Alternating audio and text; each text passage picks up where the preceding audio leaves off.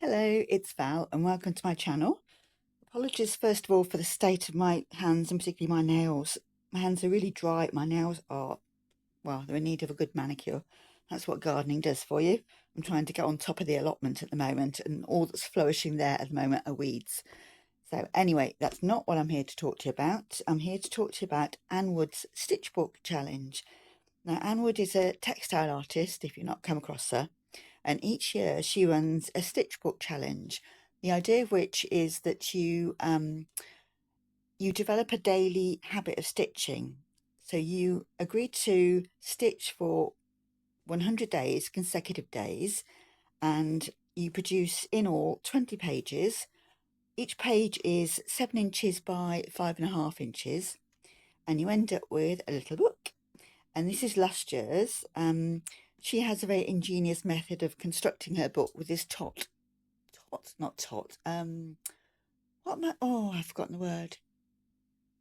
Tab. That's it. Tab and oh, look up on her website if you're interested. It's gone out of my brain just a minute, but I've done my book slightly differently. I've just sewn them together along the spine and put some felt across it to cover the spine up and the stitching. So this is last year's book. I think I have done a video about flicking through this. If I have, I'll put that in the description below this video so you can have a look. But basically, I just stitch whatever I fancied on a day-to-day basis. You're completing a page every 5 days, so you don't have time to get bored really of the page that you're doing. You can stitch as much into it as you like. You're committing for a minimum of a quarter of an hour a day, but you can stitch a lot more if you want to. So that was last year's book. So I did the challenge again this year, and these are the pages. I've not sewn them into a book yet, but I thought I'd show you them, and it'll be easier to go through them if they're not attached. So let's start. I've got a whole pile of references here because last year what I did was most of the pages I didn't start off with any plan. I just started off by appliquing a piece of material onto my background and stitching it down, and then appliquing another bit and just seeing where that took me. But with this year, I tried to have an idea behind each page. So I've got my list here of references so I can go through them and tell you what I did. So we'll start off with the front cover. This was based on Jessie Chorley's work, which I really like. I think the back is one of hers as well, one of her patterns. She's got a book out which is Journal with Thread, which is a lovely book, and her work it's very simplistic looking, but it's kind of the thing where it looks simple to do and you try it and you realize it's not as simple as it looks. It's actually quite sophisticated. So let me just go through. Oh, I'm trying to stay in focus. Yeah, so you've got some iron-on patterns at the back, and then you've got lots of illustrations in here that you can copy, adapt, just use as starting points really. So I saw some of her work the other year at the Knitting and Stitching show, and just really beautiful. So that's based on hers. I've just sewn some buttons on, a little charm. When I put the bow on, I padded it out slightly, and that's the back cover. I've got the 2026 on there, and I probably should have used a different colour, but I've written there Anne Wood Stitchbook. Doesn't show up too well. I think it should have been, I think the pink is just too, it's got pink in the background of that fabric, so it doesn't show up enough, but that's fine. So my first page was also based on Jessie Chorley's work, a simplified tree pattern, and it's just got a bit of sari silk on there. There's kind of a stylized, I don't know whether that's a dragonfly or a butterfly. There's a little metal ring that I covered in thread, and I really enjoyed doing that. And I do like these patterns that look very simple, but you can have real fun doing them. So that was my first page that I did. If we move on to my next one, she looks a bit crazy, doesn't she? I'd watched a video on YouTube of a woman whose name is, oh, what's her name? I should have written it down, shouldn't I? Hang on. Let me look it up for you. Orva Ugarup. And it was just one of those random videos that YouTube algorithm sends your way. And she'd done this amazing wall hanging called the Angels of Wrath. And when I saw it, it reminded me of something else that I'd seen in this old quilt book. Had this for years. And it's got this wall hanging in here. And I realised it's the same woman. And she did this called Girls of Glory, where it's got a scrappy patchwork background. And then she's embroidered onto it all these amazing portraits of women who are inspirational. So you've got Jane Austen, Mary Wollstonecraft, Sylvia Pankhurst, Agatha Christie. There's a massive mix of women on there. And when I saw that Angels of Wrath wall hanging, I realised where I'd seen that woman's work before. And this is a photocopy of that I got from online, which shows you what her wall hanging looks like, her Angels of Wrath. And they are amazing, fierce looking women. These wonderful angels' wings, and they've got sort of buttons on them and all sequins, all kinds of things. There are bottle caps as well on here. And yeah, it's terrific. I love this. So I want to do something based on that. And I have used her wall hanging before. I'll show you these two things. This is a little wall hanging of my own that I did. It's got little jingle bells on the base. And this is scrappy patchwork that has been embroidered onto. I've done the wings. I don't know how well you can see those in the gold thread. She's got this kind of hair that looks like it's been electrified. And she's almost got a monobrow, but not quite. And I put words on there that are used traditionally to describe women, but not in a good way. So we've got crone, witch, old bag, hag. I'd probably add a few more words to those. But yeah, I made that and I was really happy with that. It looks kind of crazy, but it's fine. I like it. It hangs up in my craft room. And this is, I also made this because I do like making kind of art dolls, I suppose you'd call them. And I just made this little stuffed doll out of felt base and little felt face, and she is really grumpy. And I gave her some crazy hair. This is florist wire, so it's very soft and you can bend it in lots of ways. And she's got little broken jewellery. There's an old earring on the bottom, part of a necklace. But yeah, I do like her. She is a crazy woman. So let me put those aside. I've got things everywhere here. Okay, so this was my, well, she was going to be an angel, but she did turn into more of a witch. So we've got some velvet there, a bit of sari trim there. And you can see I've done her some grey hair, all standing on end. And I'm not good at drawing hands, so I did her hands with just gold thread. So she's got kind of, they look like claws. But yeah, I liked her a lot. So that was my Orva Ugarup tribute. So the next one, let's get rid of that. The next one is based on the work of Lorena Bulwer, I think her name is. I've got this, it's the library book. This one is definitely going on my Christmas list. Oh, that's not the page. This is it, yeah. With my next stitchbook page, I was thinking about the work of Lorena Bulwer. Now, she was a woman born in 1838, and I don't know quite what was wrong with her, but she was poor and she was classified as a lunatic. So whether she had mental health problems, whether she was just a rebellious, unconventional woman who was called a lunatic because roles for women in those days were so restricted. If you were at all unconventional, then you were thought very badly of. If you're not sure what a workhouse is, maybe if you're outside of the UK and the term isn't familiar, they were poor houses. There were places where poor people were sent, people who were truly, truly desperate, because they were horrendous places. And people were blamed for being poor. They were punished for being poor. You really had to be absolutely starving to be sent to go to a workhouse, and you could be sent to a workhouse as well. and there was a massive stigma about going in a workhouse. So she died in, I think it's 1912, it says on here. But she did these amazing works where she obviously found her voice through stitching. If she wasn't listened to with her own actual voice, then she could write her words down and do these amazing, wonderful, vivid embroideries. Yeah, and there's this kind of long scroll-like thing here. They are beautiful. I'd like to see them in real life. And this was kind of my tribute to the women who stitched, because that was the only way their voice could be heard. So I've done it in just strips of material and then embroidered on top.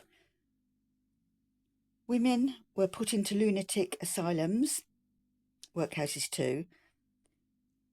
Rebellious women, inconvenient women, discarded wives, troublesome daughters, spinsters and sisters and resisters, poor women, women who did not know their place. Some of these women found their voice through stitching. So that was kind of my tribute to women like Lorena, who struggled to be heard. So yeah, those were those two, and that's quite a nice contrast. They should have been facing each other, really, those two. Yeah, so those are those pages. Next up, this one is based on the illustrations of Brian Wildsmith. I love his work. It's so colourful, and I've got this children's book, The Hare and the Tortoise, and it has the most amazing, wonderful illustrations in here. And I have used one of his illustrations before to use as a basis for making something. I really like this. So I did this needlepoint. It's a table mat backed with felt. And I changed the colours, obviously, but the hair is the same kind of shape as the one there. I did a swirly sky. That's my bit of Van Gogh, a swirly sky. Yeah, so I want to do something else based on his work. And this page is kind of, which did I use? Let me look, bear with me a second. Yeah, so I was looking at this page and trying to do something. I don't know about this page. You know, when something just kind of fails to spark a bit, this wasn't quite as good as I wanted it to be. But it was fun just adding the beads and the different stitches, and got lazy daisies, French knots, and stem stitch, bugle beads. So yeah, it was fun to do, but it wasn't quite as effective as I wanted it to be. So we move on. And this one is another one based on Ulva Ugerup's work, if I can get the name right. Because the other page of hers, I tried to do an angel of wrath and I ended up with something that looked like a witch. I thought I'd have another go and do an angel. But this doesn't look like an angel. I call this either my bee lady or my wasp lady because of her dress. It just reminds me. And I tried to give her some angel's wings. And I'd been to a stitching class and learnt about the technique of adding foil to material through using deco foil and Bondaweb. And I'd got this foil in a charity shop and I thought I could use this instead of the deco foil. Only it didn't kind of work and it peeled off a lot. But I thought actually in the end I quite like that. I thought that looked okay. I gave her what looked like lightning strikes in her hands. And yeah, I don't know, I just quite like her. So she's another crazy woman. That seemed to be a bit of a theme, a sub-theme in this stitch book. So yeah, those were my other pages. We move on. This page is based on, it's kind of that Jacobean idea. They used to do embroidery and they do like the tree of life. So you find in old embroidery books, often you find images of trees. And I've got this embroidery book, Erica Wilson. I'll flick through it in a minute and show you some pictures. But so there were some trees here. These aren't Jacobean. These are kind of a 1970s interpretation of those old designs. But that's the kind of thing I was thinking of.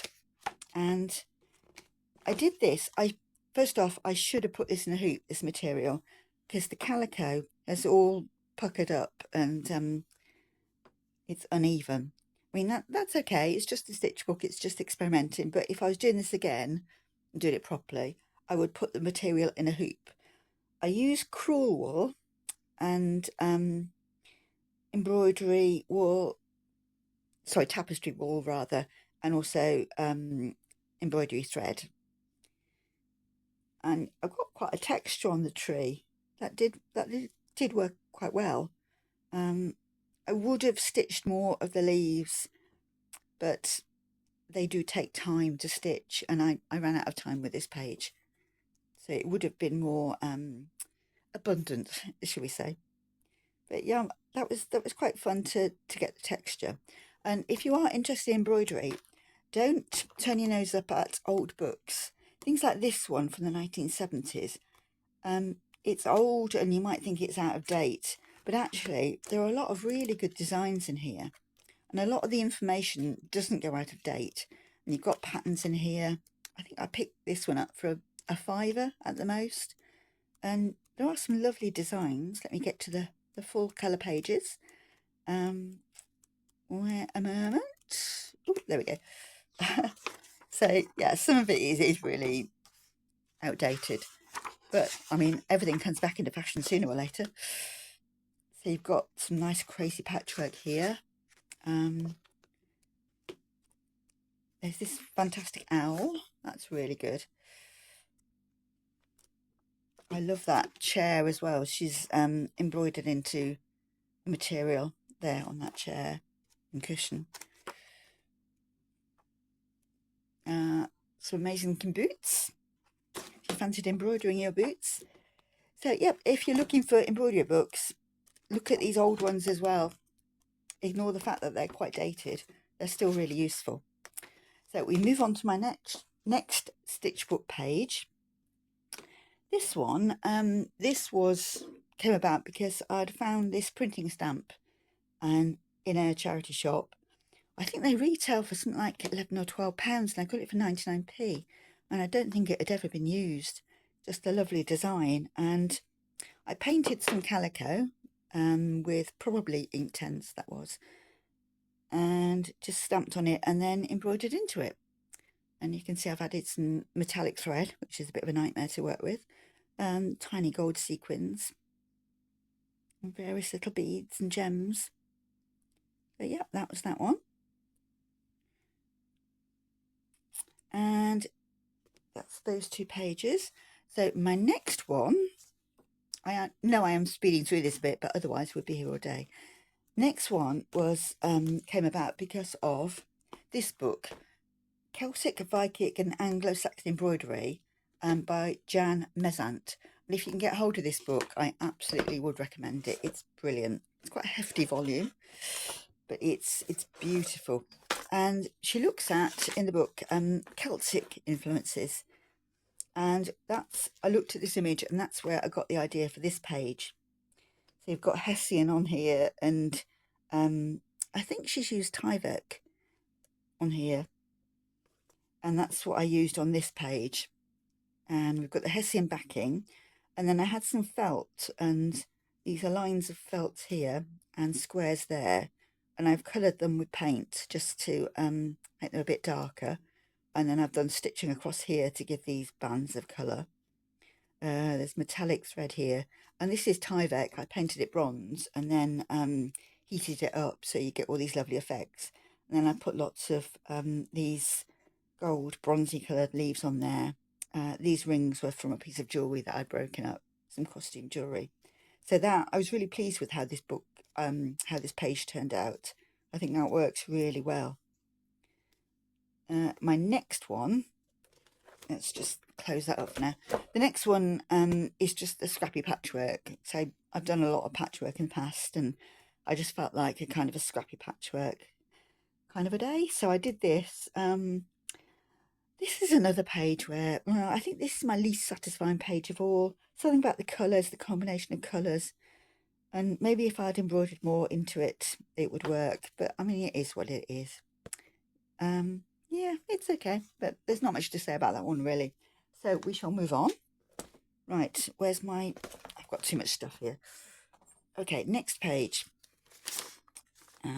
Right, this one goes back to the Jan Mesant book, because this is, again, this is Tyvek. Let me get my reference here. So, oh no, that's not that one. So where's the picture for this one? Okay, so I have a quick flick through. No, can't see it. Okay, well, take it from me. This is based as well on the Jan Mesant book, and I've coloured a piece of Tyvek and then stitched it down onto a calico back, and then I've stitched into it.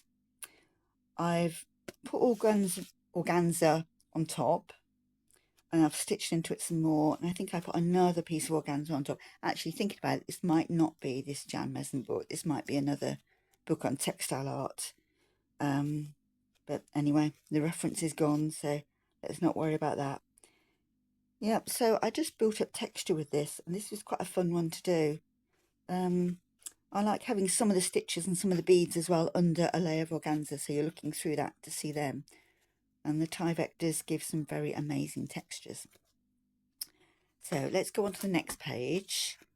This was just a way of using up little threads. If you're like me, you keep your tiny bits of thread. And I just pick some of them up and stitch with them. That's a metal wash that I've covered in thread. But with these bits, they were just the tiny, teeny bits of thread, and I just did different stitches and sewed them down. So that's that page. Moving on. I don't think there is a reference. Or maybe there is. Hang on.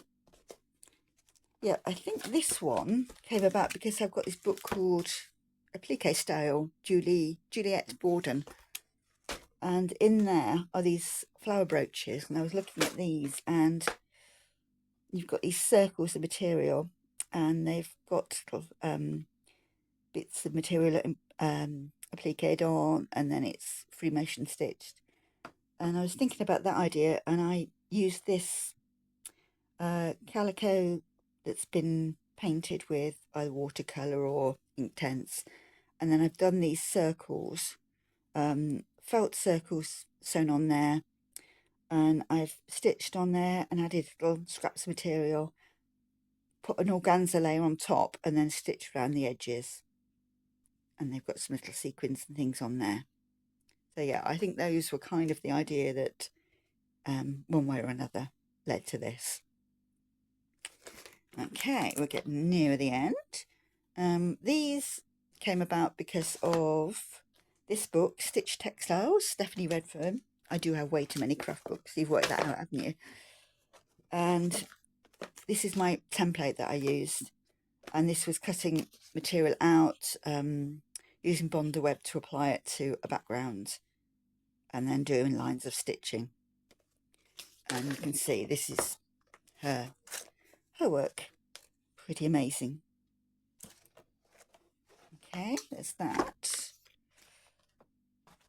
Right, what's next? We have, now this is from this book. I assure you, this time I'm right. So, here we go. I love this page. You can see one of Jan Mesant's designs, and she's got these wonderful little kind of tags hanging down here, and they've got beads hanging from them, and we've got some stitching around here, and I used that as my starting point, and this is my design. So you're not going for an exact copy, but just something that has echoes of the original. So yeah, I was quite chuffed with that one. The beads just fitted in perfectly. They were just the right size and shape. And I had that odd bit of trim left over. I think they had bobbles on it, and I cut the bobbles off. But yeah, I was very pleased with that one. And just to show you, before I show you the next page of my stitch book, this is gorgeous, this book. This is worth buying.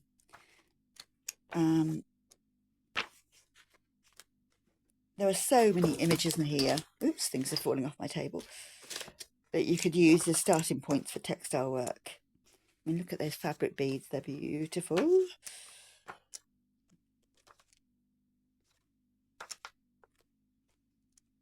mean, these would look fantastic in a journal.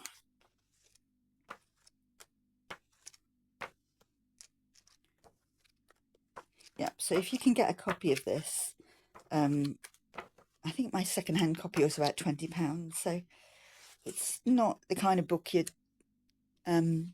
probably find in your local charity shop, but it does turn up second-hand and it is worth a copy. So there's that one. Right, next page.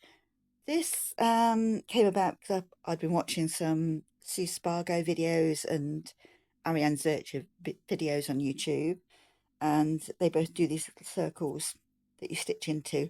So I just sewed down little circles of felt and then used different kinds of stitching to stitch into them.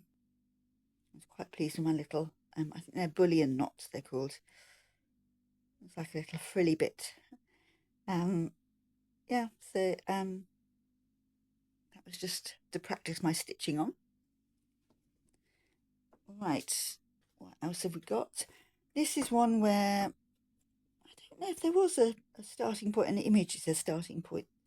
Actually, there might have been in a Kaz Holmes book that I saw.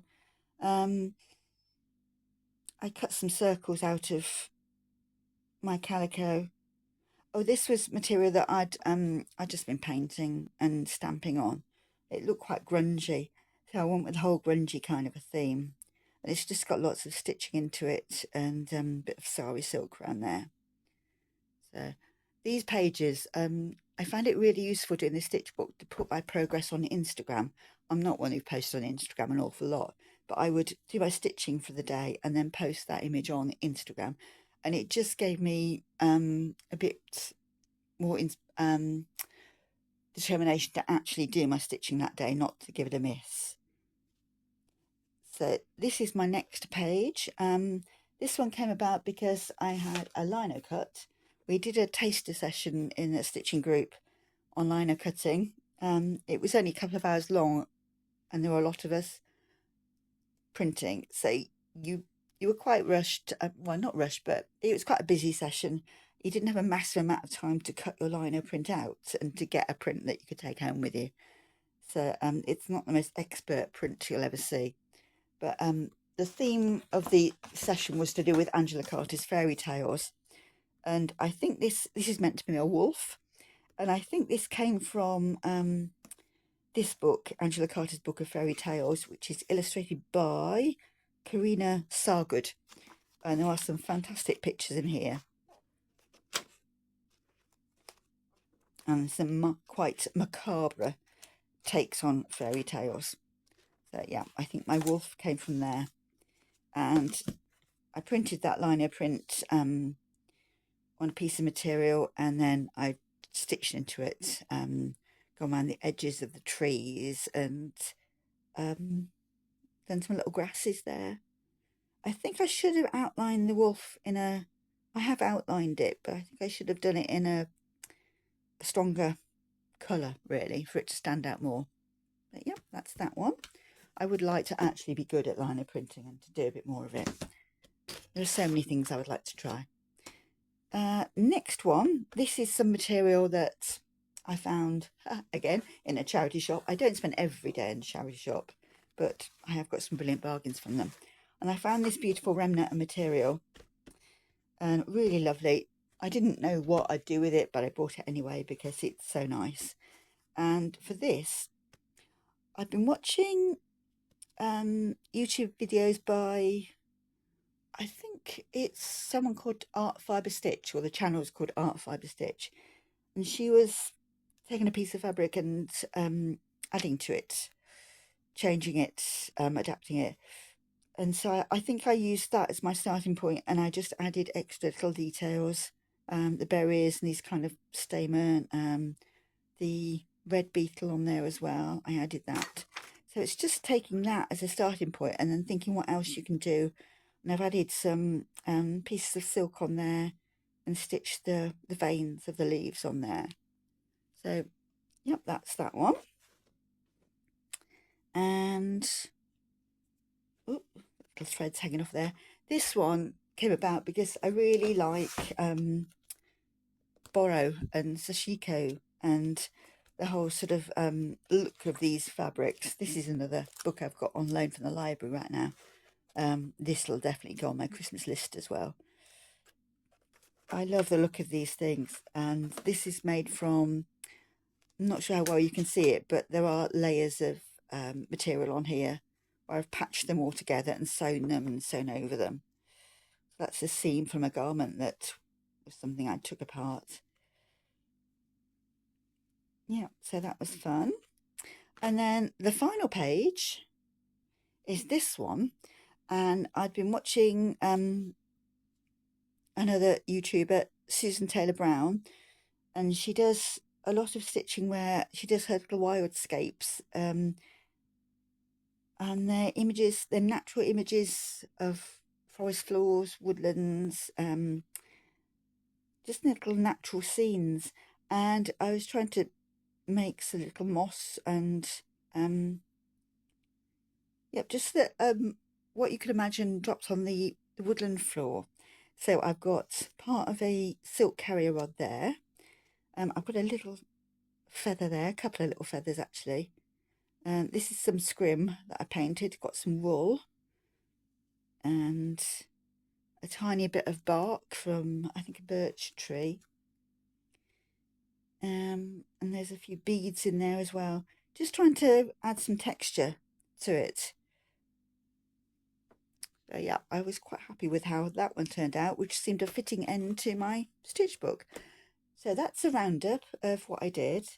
So I hope that was interesting for you.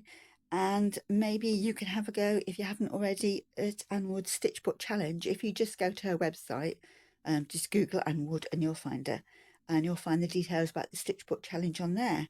So thank you for watching, and goodbye for now.